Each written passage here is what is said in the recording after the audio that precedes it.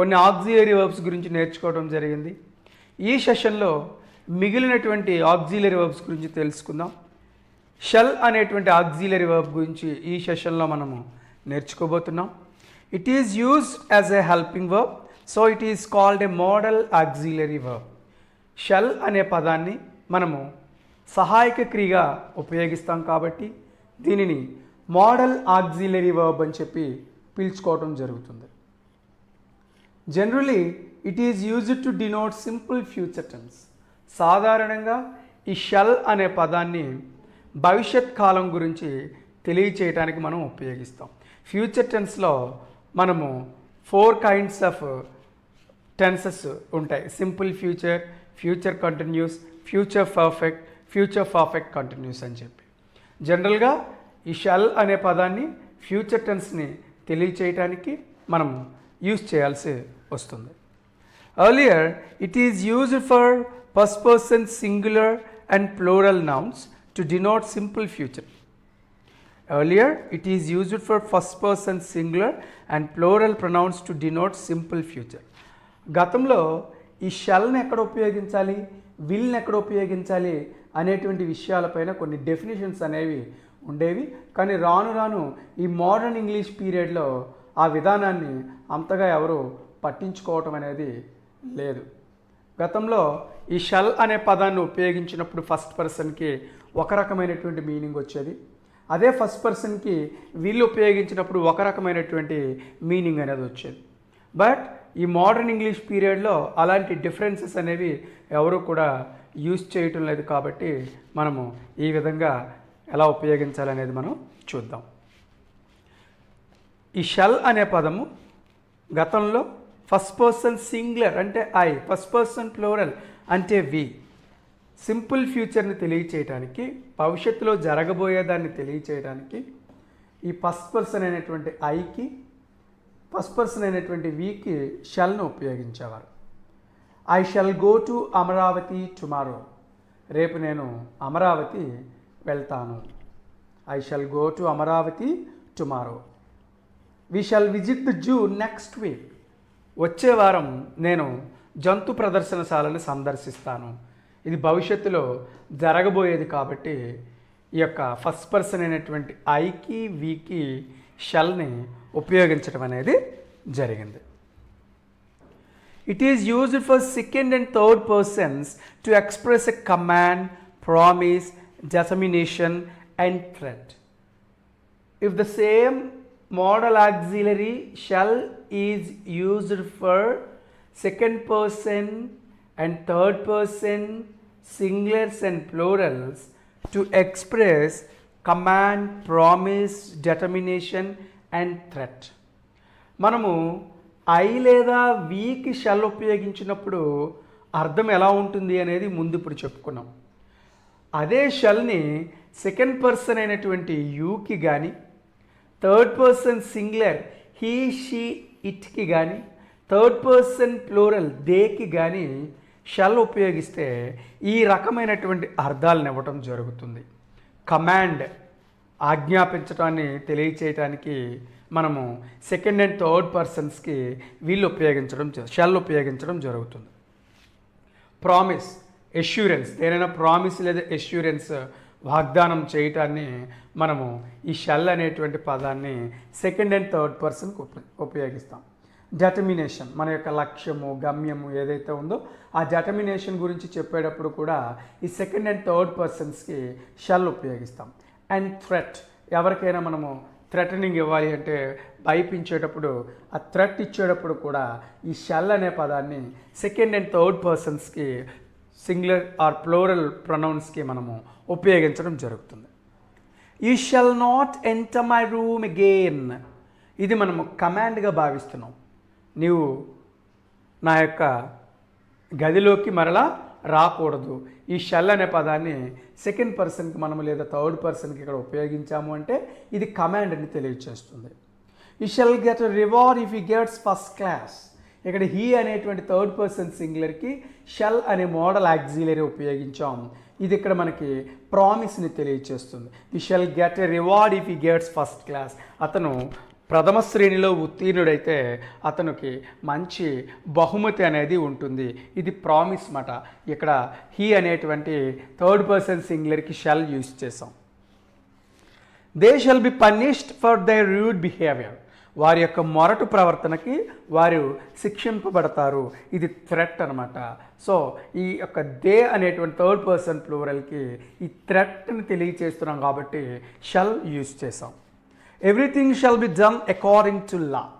ఇక్కడ ఎవ్రీథింగ్ అనేటువంటి ఈ యొక్క సబ్జెక్ట్కి మనము థర్డ్ పర్సన్ సింగులర్ ఇట్గా భావిస్తాలి. దీన్ని మనము షల్ యూజ్ చేస్తాం. ఎందువల్లంటే డెటర్మినేషన్ మన యొక్క లక్ష్యభావం అనేది వచ్చింది కాబట్టి మన యొక్క డెటర్మినేషన్ని ఉదాహరణగా చేసుకొని ఈ షెల్ అనే పదాన్ని ఎవ్రీథింగ్ అనేటువంటి థర్డ్ పర్సన్ సింగులర్గా భావించుకొని షెల్ను ఉపయోగించడం జరుగుతుంది. ఎప్పుడైతే మనం సెకండ్ పర్సన్ లేదా థర్డ్ పర్సన్ సింగులర్స్ అండ్ ప్లూరల్స్కి షెల్ ఉపయోగిస్తామో ఆయా అర్థాలనవి తెలియచేయటం అనేది జరుగుతుంది. కమాండ్ కానీ, ప్రామిస్ కానీ, థ్రెట్ కానీ, డెటర్మినేషన్ కానీ ఆయా అర్థాలను అనుసరించి second and third person singular and plural ప్రొనౌన్స్కి మనం షెల్ ఉపయోగించడం అనేది జరుగుతుంది. వర్బ్ గురించి కూడా మనం తెలుసుకున్నాం. ఈ షెల్ అనే పదానికి ఈ షుడ్ అనే పదము పాస్ట్ టెన్స్గా, కండిషనల్ టెన్స్గా వర్క్ అవుతుంది. ఈ షుడ్ అనే పదము షెల్ అనే పదానికి పాస్ట్ టెన్స్గా, కండిషనల్ టెన్స్గా ఉపయోగపడటం అనేది జరుగుతుంది. ఇన్ అదర్ వ్యూస్ మనము వేరే రకంగా చూసినట్లయితే ఈ షుడ్ ఇంకే విధంగా ఉపయోగపడుతుందని మనం తెలుసుకోవాలి అనుకుంటే, టు ఎక్స్ప్రెస్ డ్యూటీ, బాధ్యతను గురించి తెలియచేసే సందర్భాలలో ఈ షుడ్ అనే పదాన్ని మనం ఉపయోగిస్తాం. Should is used to express duty. Look at the examples చూద్దాం. I should go there today. ఈరోజు నేను అక్కడికి తప్పక వెళ్ళాలి. మన యొక్క బాధ్యతని, మన యొక్క డ్యూటీని తెలియచేస్తుంది. You should always speak the truth. నీవు తప్పక సత్యం మాట్లాడాలి అని చెప్పేటువంటి సందర్భాల్లో, ఈ డ్యూటీని, బాధ్యతని తెలియచేసేటువంటి సందర్భాల్లో ఈ షుడ్ అనే పదాన్ని ఉపయోగించడం జరుగుతుంది. ఇండైరెక్ట్ స్పీచ్ని మనం రిపోర్టెడ్ స్పీచ్లోకి చేంజ్ చేసేటప్పుడు, డైరెక్ట్ స్పీచ్ని ఇండైరెక్ట్ స్పీచ్లోకి చేంజ్ చేసేటప్పుడు ఈ షెల్ అనే పదము కనుక డైరెక్ట్ స్పీచ్లో వచ్చినప్పుడు దాని యొక్క పాస్ట్ టెన్స్ మనము షుడ్గా మనం మార్చవలసి ఉంటుంది. అలాంటి సందర్భాల్లో ఇండైరెక్ట్ స్పీచ్లో మనము ఈ షుడ్ అనే పదాన్ని ఉపయోగించాల్సి వస్తుంది. The word should is used in indirect speech. He said that the rogue should be punished. He said that the rogue should be punished. అతను చెప్పాడు ఆ యొక్క వ్యక్తిని తప్పనిసరిగా శిక్షించాలి, ఆ తప్పు చేసినటువంటి వ్యక్తిని తప్పనిసరిగా శిక్షించాలి అని చెప్పి ఆయన చెప్పాడని చెప్పి ఇక్కడ ఈ షుడ్ అనే పదము ఇండైరెక్ట్ స్పీచ్లో ఉపయోగించడం జరిగింది. డైరెక్ట్ స్పీచ్లో అక్కడ షల్ అనేది ఉంటుంది. ఇండైరెక్ట్ స్పీచ్లో షల్ యొక్క పాస్ట్ టెన్స్ షుడ్ కాబట్టి మనము షుడ్ ఉపయోగించడం అనేది జరుగుతుంది. Next, should is used after the word lest. Lest అనే పదం తర్వాత తప్పనిసరిగా షుడ్ ఉపయోగించాలి. It is very important to know that the word should is used after the word lest. Lest అనే పదం తర్వాత షుడ్ అనే పదం తప్పనిసరిగా ఉపయోగించాలి. Look at the example. Read carefully lest you should fail.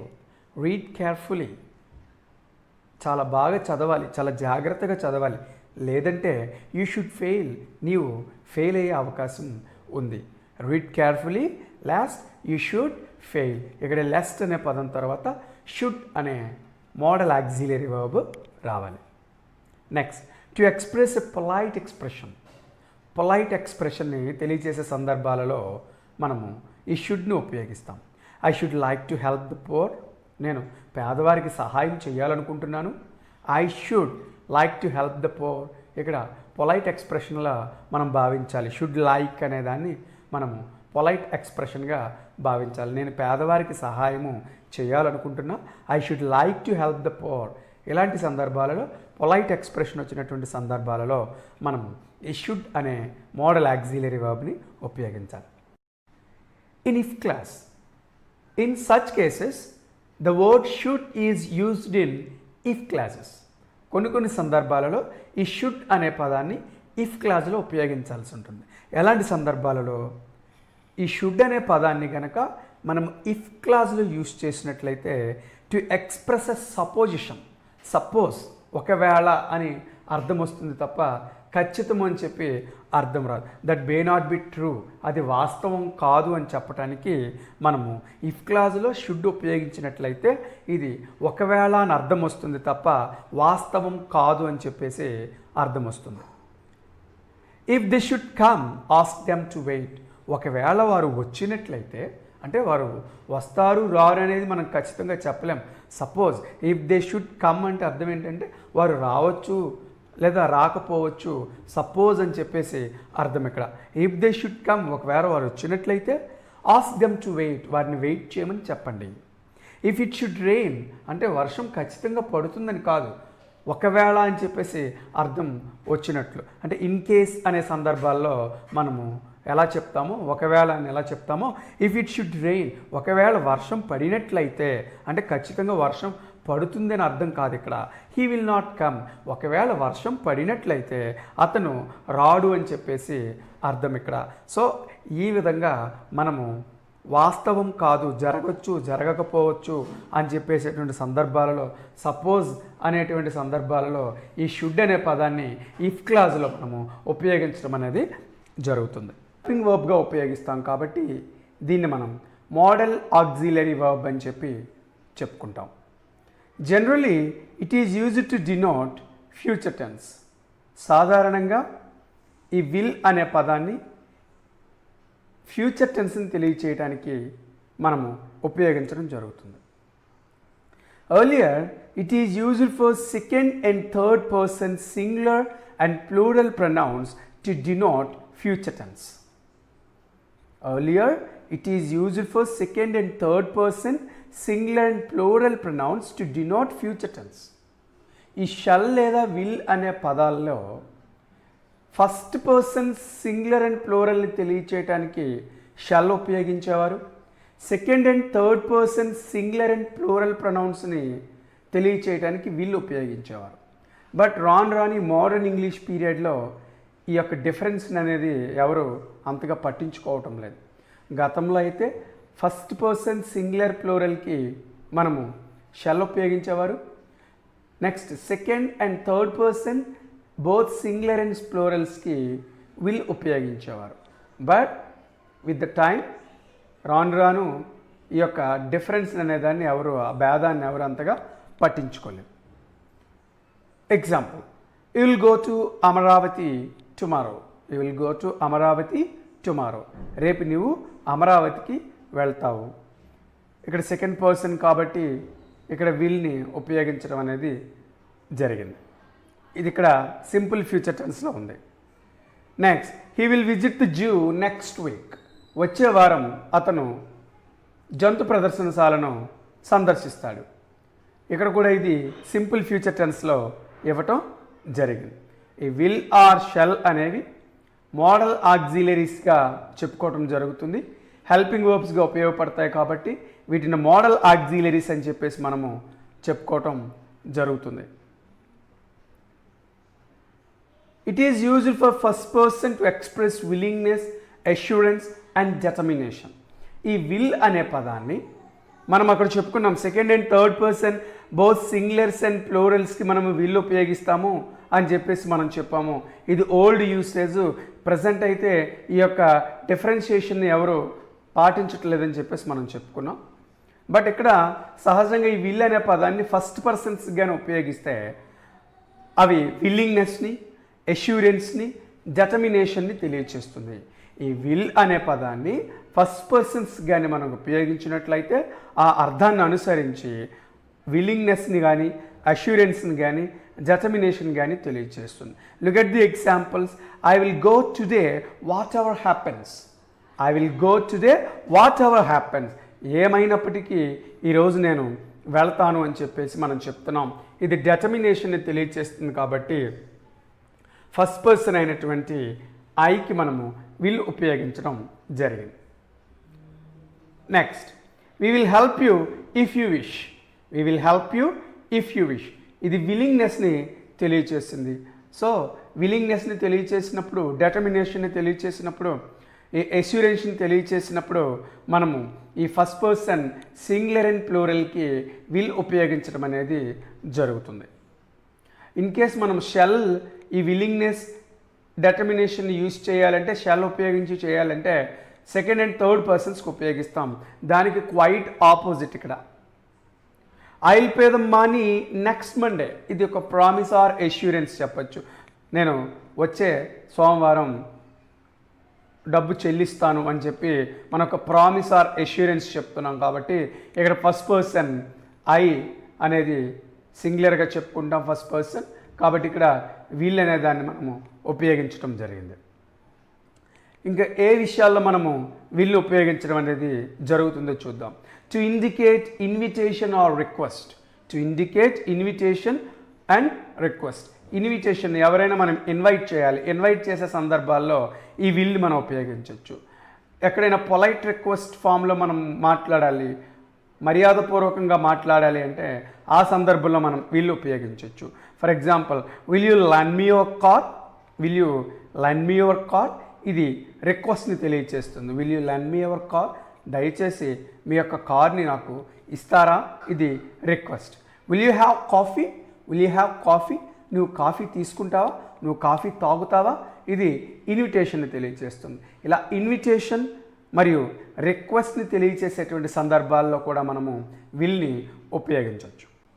Helping వర్బ్గా ఉపయోగిస్తాం కాబట్టి దీన్ని మనం మోడల్ ఆక్సిలరీ వర్బ్ అని చెప్పి చెప్పుకుంటాం. Generally it is used as the past tense of will. The word would is used as the past tense of will. ఈ would అనే పదాన్ని విల్ అనే హెల్పింగ్ వర్బ్కి పాస్ట్ టెన్స్గా ఉపయోగించడం జరుగుతుంది. Now we are going to learn about the uses of would. Would యొక్క ఉపయోగాలు ఎలా ఉంటాయనేది మనం చూద్దాం. To express willingness. To express willingness. విల్లింగ్నెస్ని తెలియచేయడానికి వుడ్ అనే పదాన్ని ఉపయోగిస్తాం. She said she would help me. She said she would help me. ఆమె చెప్పింది, ఆమె నాకు సహాయం చేయటానికి విల్లింగ్గా ఉంది, ఇష్టపూర్వకంగా ఉంది అని చెప్పి తెలియచేయడానికి ఈ వుడ్ అనే పదాన్ని ఇక్కడ ఉపయోగిస్తాం. To express a strong desire. To express a strong desire. మనలో ఉండేటువంటి ఒక గట్టి కోరికని, ఒక బలమైన కోరికని తెలియచేయడానికి ఈ వుడ్ అనే పదాన్ని ఉపయోగిస్తాం. My family would like to help the poor. My family would like to help the poor. నా కుటుంబం పేదవారికి సహాయం చేయటానికి ఇష్టపడుతూ ఉంది.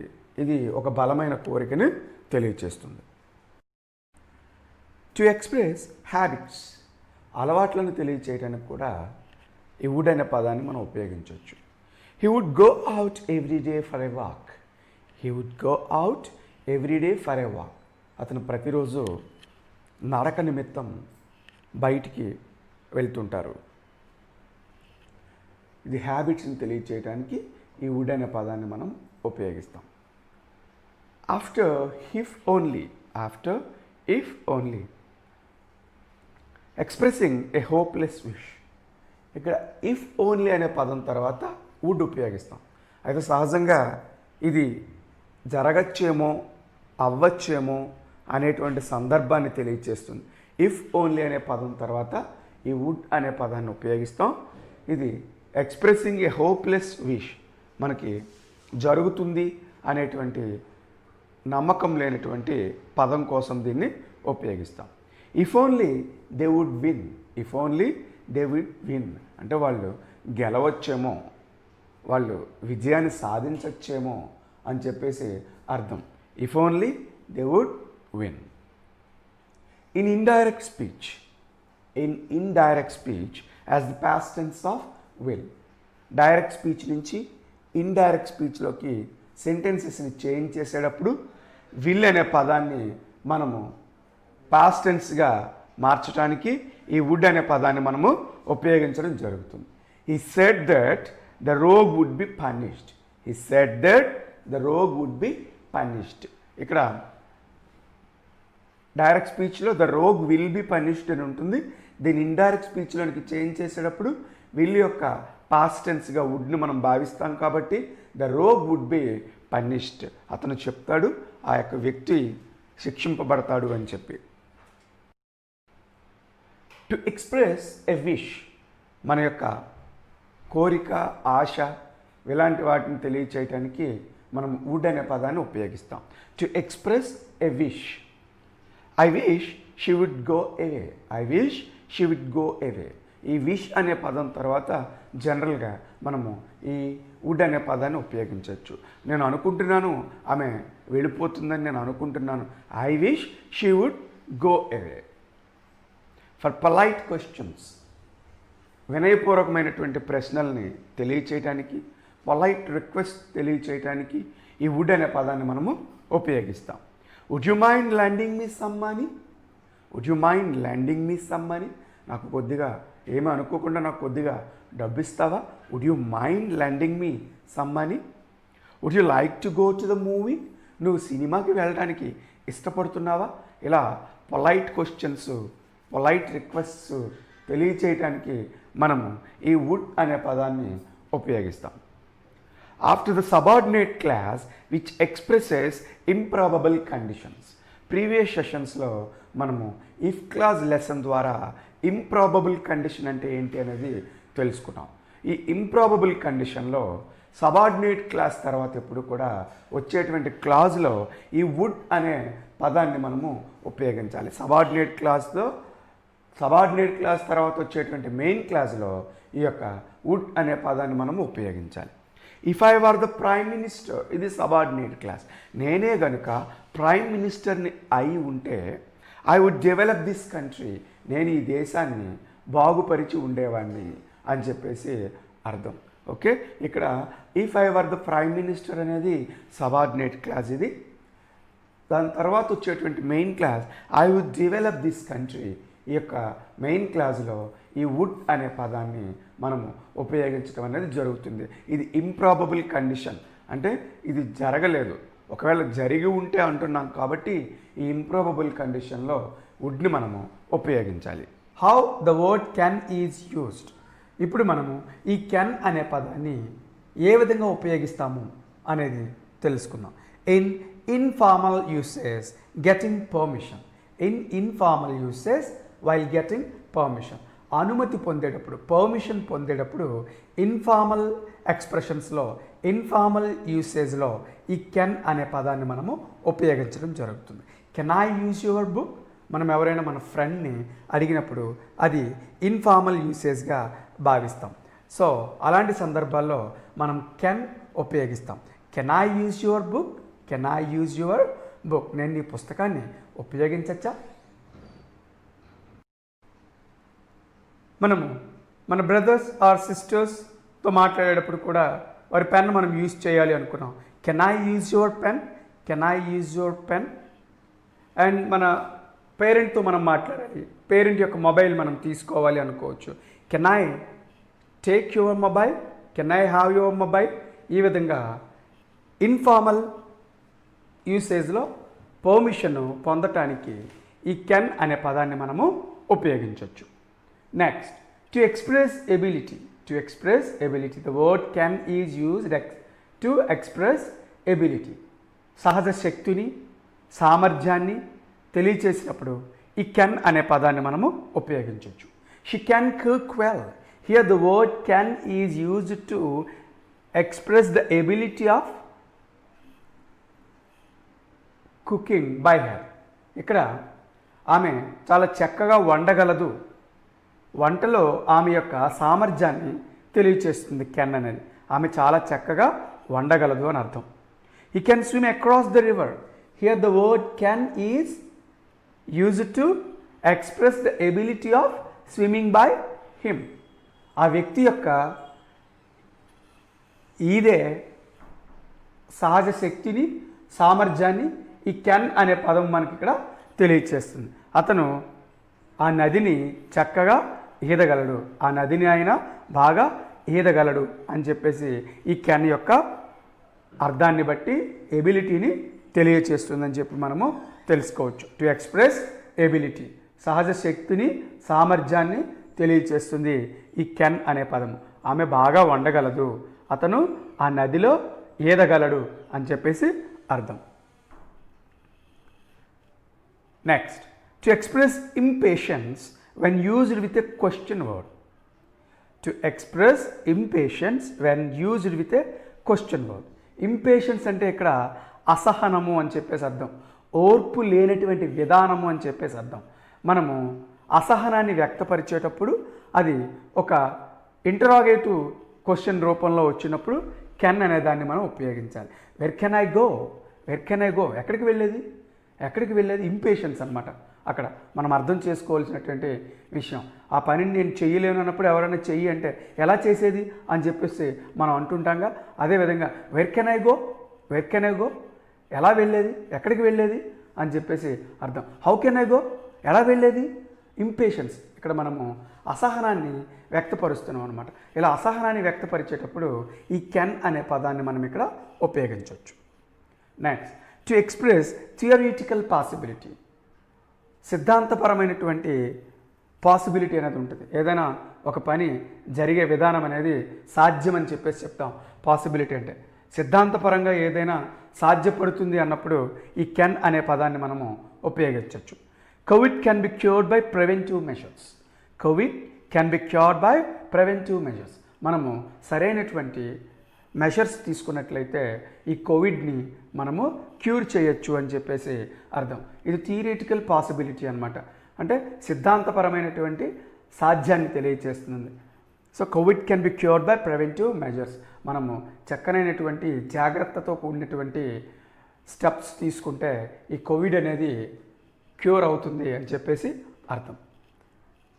Can't is used to denote prohibition. ఇక్కడ కాంట్ అనే పదము నిషేధము అని తెలియచేయటానికి ఈ కాంట్ అనే నెగిటివ్ టర్మ్ అని మనము ఉపయోగించవచ్చు.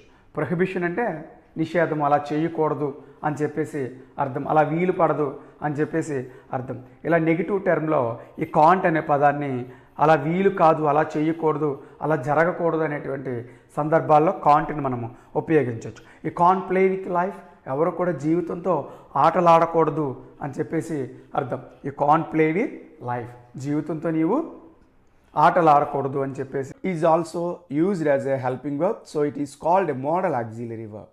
ఈ కుడ్ అనే పదము హెల్పింగ్ వర్బ్గా ఉపయోగపడుతుంది కాబట్టి దీనిని మోడల్ ఆక్సిలరీ వర్బ్ అని చెప్పి మనం చెప్తాం.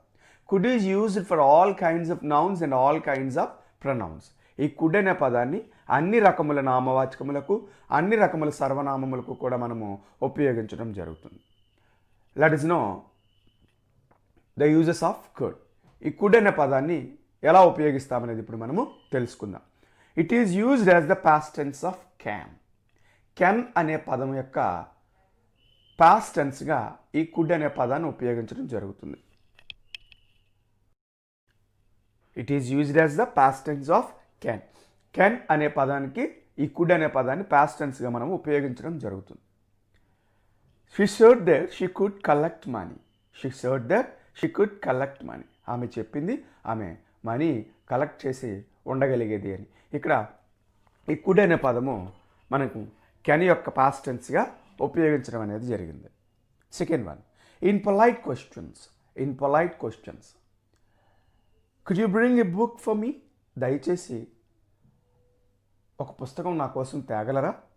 Could you convey the message to her. దయచేసి ఈ సమాచారాన్ని ఆమెకు అందజేయగలరా అని చెప్పి వినయపూర్వకమైనటువంటి ఈ ఎక్స్ప్రెషన్స్లో క్వశ్చన్స్ ఉపయోగించేటప్పుడు, పొలైట్ క్వశ్చన్స్ ఉపయోగించేటప్పుడు ఈ కుడ్ అనే పదాన్ని మనము ఉపయోగించడం అనేది జరుగుతుంది. Next, to express ability of someone in past. Earlier we discussed that can is used to denote ability అని చెప్పి మనం చెప్పుకున్నాం. ఈ కెన్ అనే పదాన్ని సామర్థ్యాన్ని, సహజ శక్తిని తెలియచేయడానికి ఉపయోగిస్తామని కెన్ అనే పదం గురించి చెప్పుకున్నాం. ఈ కుడ్ అనే పదం గురించి అదే ఎబిలిటీని చెప్పేటప్పుడు కుడ్ ఉపయోగిస్తాం. కానీ ఇది గతంలో ఒక వ్యక్తి యొక్క ఎబిలిటీని తెలియచేసినప్పుడు, అంటే ఇప్పుడు ప్రజెంట్ ఆ ఎబిలిటీ వాళ్ళలో లేదు, ఆ సహజ శక్తి సామర్థ్యం గతంలో వాళ్ళు కలిగి ఉండేవారు అని చెప్పడానికి ఈ కుడ్ అనే పదాన్ని మనము ఉపయోగిస్తాం. To express ability of someone in past. గతంలో ఒక వ్యక్తికి సహజ శక్తి ఉండేది, సహజ సామర్థ్యం ఉండేది. అతను గతంలో ఒక 10 కిలోమీటర్ల పాటు నడిచి ఉండేవాడు, అంటే ఇప్పుడు నడవలేకపోతున్నాడు అని చెప్పేసి అర్థం.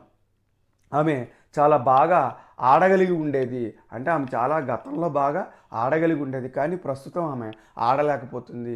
అంటే గతంలో ఉండేటువంటి ఎబిలిటీని చెప్పడానికి ఈ కుడ్ అనే పదాన్ని మనం ఉపయోగించడం జరుగుతుంది. Harinath could lift this box. Harinath ఈ బాక్స్ని చక్కగా ఎత్తగలిగి ఉండేవాడు. గతంలో అతను ఆ బాక్స్ని ఎత్తగలిగి ఉండేవాడు, బట్ ప్రజెంట్ ఆయన ఆ పని చేయలేకపోతున్నాడని అర్థం అనమాట. Pritam could run fastly. Pritam చాలా వేగంగా పరిగెత్తగలిగి ఉండేది అని చెప్పేసి అర్థం. అంటే ప్రజెంట్ పరిగెత్తలేకపోతుంది అని చెప్పేసి అర్థం. గతంలో పరిగెత్తగలిగేది. గతంలో ఆ పాస్ట్ టెన్స్లో వాళ్ళ యొక్క ఎబిలిటీని తెలియచేయటానికి ఈ కుడ్ అనే పదాన్ని మనము ఉపయోగిస్తాం. To express ability of someone in past.